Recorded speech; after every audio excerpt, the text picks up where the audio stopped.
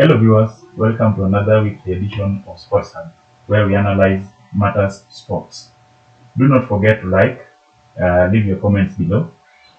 Today we are going to analyze France against England match. I am with my co-host Frederick Ndala. You're welcome. Thank you. So now with 3 matches now left to the glory, actually, for the finals of FIFA World Cup Qatar 2022. This is a big game, final before final, between England and France. So what do you think about the match? Well, it is a big match considering that both teams have very good players. But my prediction is that France is going to carry the day, courtesy of the quality of players they have, the quality of the manager, and also do not forget that these guys are the defending champions. But again, World Cup has a lot of conspiracies, considering that there is no team that has ever won the tournament twice. And I think France will be the first team maybe to make history. To my opinion, I think England will be there to surprise many, owing to the fact that one, they were the semi-finalists in 2018 World Cup. Then 2 years later, they won the Europa Finals, where they lost to Italy on the penalties. And here again, they are at the quarterfinals, facing now the defending champions. I think it's going to be a good match to watch, actually. I agree that it's a very interesting match. But do not also forget that France coming into this match, as I have said before, they're the defending champions. But then another thing that is going to stand out in this contest is the team formation that France is playing. France currently is playing a 3-5-2 formation. Now, if you look at that formation critically, you realize that that is the very arrangement that Didier Deschamps has been using when he played against Australia, and lastly when he played against Poland. And that seems to be the only way that he cracks very tough opponents like whatever England is going to bring to them. Well, it is not going to be the first game that England is going to beat France, actually. Though the head-to-head tells otherwise. France is far much better than England when it comes to head-to-head. But then, I see England breaking through the game through their midfield, owing to the fact that they have some of the best talents.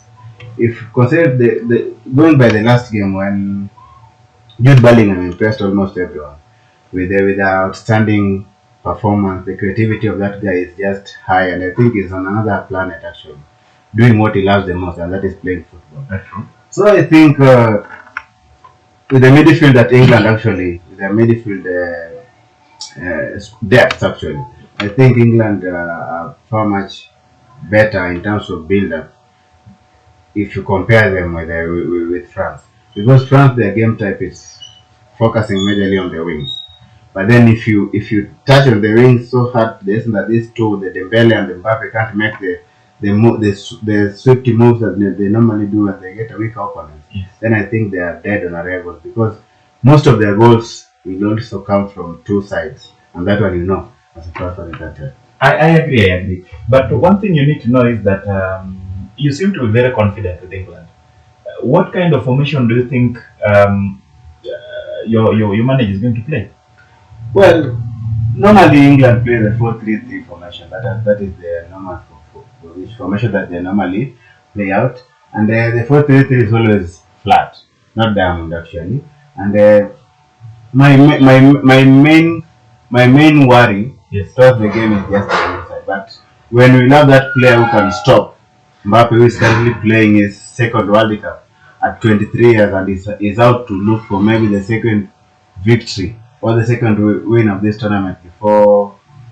I think he has about 3 more World Cup to play, right? Sure. But he'll be focusing much on this because he's at his prime as of now.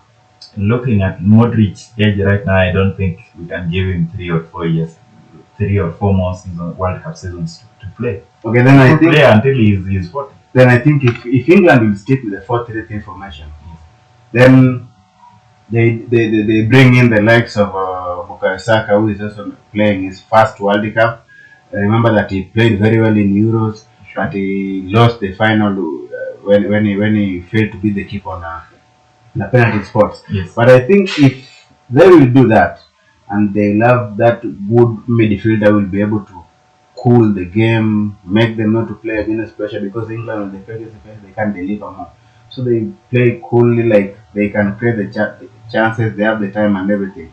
They are better side. They are better side to win, and I even see them making it to the finals, if not winning the tournament. Well, when I look at France, remember France plays a 3-5-2 formation. And I believe that by using five midfielders, they are going to close down on England, especially from the wing, from the flanks generally. But then also don't forget that France have very fast and very basic players. The likes of Kylian Mbappe and the likes of Ousmane Dembele. Those guys can always deliver crosses if they're not scoring. And they also have a very good striker in Olivier Giroud. So do not forget, do not write them off yet. But I believe one thing I hold dear is the fact that looking at the formation that the champ has been playing all along, it is very easy to close down England and probably beat them through counterattacks. Yeah, it is mostly a defensive formation actually. It is a 3-5, Yes. meaning the three are constant, then the two will always fall back when the opponents are attacking. Sure. So that means that it is most of a defending formation rather than attacking. So they'll be waiting for the counterattacks. But don't forget that England have got some of the best and the fastest left backs and the right backs in this world. We have Kyle Walker, whose speed is even, I think, much higher than Kylian Mbappe. We have Luke Shaw, who is another good defender in keeping you at weight. You see, also going by the wing sides. Yes. When you have Kyle Walker and Bukayo Saka in front, I think Bukayo Saka defensively can also do something. Remember, he used to play as a left back before he was transformed to be a right winger by Arsenal. Yes. So I think they'll have two good defenders on one side. Going the other side, they also have maybe Foden. In this case, I'll pick Foden over Mount. So if they bring in Foden and Foden plays along with Luke Shaw, I think that the Bell also have another heavy task to penetrate the crosses through. Don't forget that Maguire is also so good when it comes to dual balls. So good when it comes to aerial balls.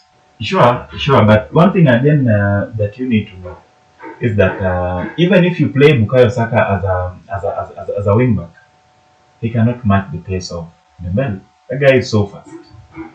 He is super fast. So in case England happens to close the flanks, especially for Dembele and Mbappe, do not forget them in the midfield. You have the likes of Antonio Griezmann, who is also another football wizard. He can easily find a way of delivering pinpoint crosses to Giroud to finish it. But there is a case where we have Jude Bellingham and we have Henderson. So where will you place him? Well, it's all a matter of finding whatever route will work out.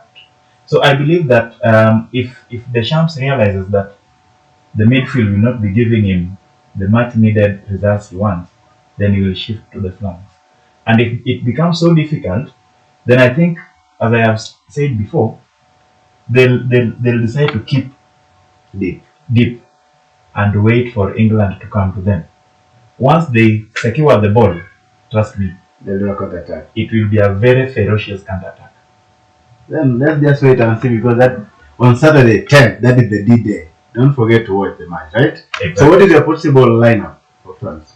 My possible lineup is we'll have Hugo Lloris keeping between the sticks.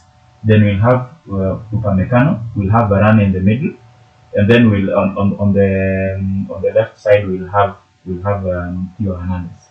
In the midfield, I expect so many of them. You have Tchouaméni. Tchouaméni actually will be the focal point alongside Adrien Rabiot. For the flanks, there could be a bit of alterations, but I don't think Mbappe and Dembele will be removed. They are actually going to keep their places. For the strike force now, we are going to have Giroud, who has broken yet another milestone as the French all-time goal scorer. So I don't think the champ will decide to sacrifice his further ambitions to even extend that. So that is actually my formation. No, at number 10, expect Antonio Griezmann as usual to play that position. For the reserves, I expect Marcus Thuram to be introduced early in the game, because You see, as the game fades, the work actually normally gets very tired very fast. What about England? What do you think will be the formation today on 10th? I mean, I don't think if Southgate side will have much change, considering that their form is just wow with the previous first 11 that they played against that one against Senegal. So I see Pickford retaining his position as the first goalkeeper. Then I see Kyle Walker coming in to stop Kylian Mbappe, who is out to win the top scorer, but will be there to block you. And you also see on the left wing side, left back side, I think sure will retain the position or his space. Then we automatically at the centre back we'll have John Stones and Maguire. At sixth, or centre defensive midfield, I think Declan Rice is far much better. He has proven himself. He has got everything to stop, to defend well. He is so clinical when it comes to long passes. I think he'll make it better. Then I'll play Jude Bellingham at the left mid side, and I'll play Jude Bellingham at the right mid side, and I'll play Henderson at the left mid side of the game. I think at the flank level, Southgate will retain Bukayo Saka now that he has also joined the race for the Golden Boot with 3 goals after scoring against Senegal. And Phil Foden, he has proven himself not to be another masterclass in the squad. Now that he has provided about 2 to 3 assists from the last 2 games, right? Sure. And again, don't forget that Harry Kane just broke the deadlock. Now he has 1 goal for the World Cup. So I think it is now time for him to show the world that he is firing. And believe you me, since 1966, this will be England's first World Cup, and possibly they will win and take it home. I'm not in any way maybe complacent enough, but I think all the threats that Olivier Giroud will bring in, then Prince Harry will be there to deal with them. To neutralize all of them. Prince Harry will be there to neutralize all of them. Now that you seem to be so confident of England winning this match, what is your scoreline? What is the scoreline prediction?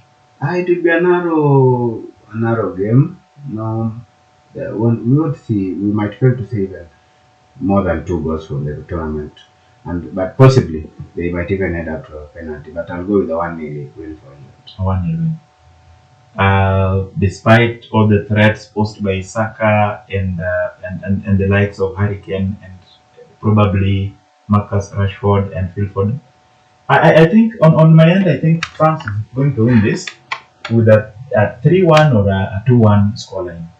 I am giving that prediction based on the fact that France has consistently scored high number of goals. Say for the match they lost against Tunisia, 1-0. 1 goal. I think that was their second lineup, not even their first lineup, right? Yeah, I agree. But then another thing, I am not discounting the possibility of England scoring a goal. I acknowledge the threats posed by their wingers and their midfield, and even their talismanic captain Harry Kane. So my prediction for this match is a 3-1 or a 2-1 scoreline. But a 1-0. You can keep us with your views in the comment section below. Thank you. So viewers, that is all we had for today. Kindly give us your prediction in the comment section below, and kindly do not forget to like, subscribe, and even invite your friends to also like. Thank you. Until next time, it's bye from me. See you next time.